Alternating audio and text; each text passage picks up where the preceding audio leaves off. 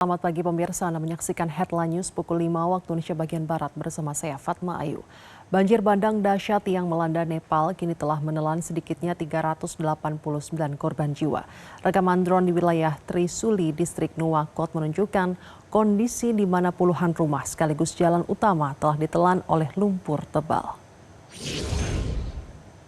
Lumpur tebal terlihat menumpuk hingga mencapai lantai bawah bangunan, sementara warga hanya bisa berkumpul di dekat rumah mereka yang rusak parah.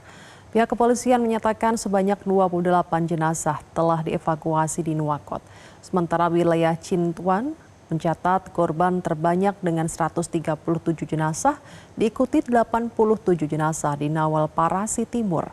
Hingga saat ini setidaknya 910 orang masih dilaporkan hilang atau putus kontak. Korban hilang termasuk warga setempat, personil keamanan, serta ratusan wisatawan domestik dan mancanegara. Tim pencari dan penyelamat kini terus berpacu dengan waktu menyisir kawasan sungai yang hancur demi mencari korban selamat. Aliran banjir bandang tersebut diketahui menerjang wilayah Rasuwa sebelum mengalir deras ke hilir melalui sistem sungai Trisuli dan Narayani. Citra satelit awal dari Departemen Hidrologi setempat mengindikasikan bencana dipicu oleh longsoran es dan batu yang membendung sungai Lende di bagian hulu. Bendungan Puing sementara itu kemudian jebol dan menghantam permukiman di bawahnya.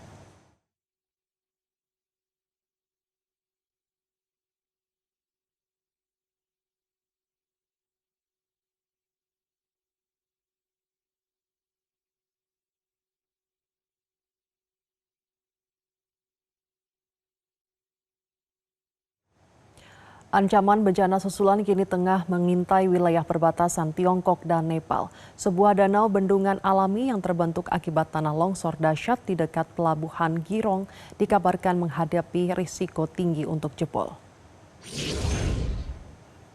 Tim penyelamat kini harus berpacu dengan waktu di tengah tumpukan puing demi mencegah terjadinya banjir bandang susulan.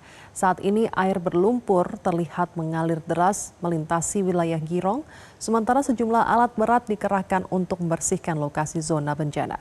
Kementerian Sumber Daya Air Tiongkok menyatakan danau bendungan tersebut kini sudah meluap dan menampung sekitar 2 juta meter kubik air. Kondisi ini diprediksi akan kian parah dengan adanya tambahan aliran 3 juta meter kubik air karena tingginya curah hujan dalam pekan ini. Danau alami ini sendiri terbentuk setelah insiden runtuhnya gletser di Nepal pada hari Rabu lalu yang melontarkan material es serta bebatuan besar ke arah pelabuhan Girong. Dampak tanah longsor tersebut dilaporkan sangat mematikan.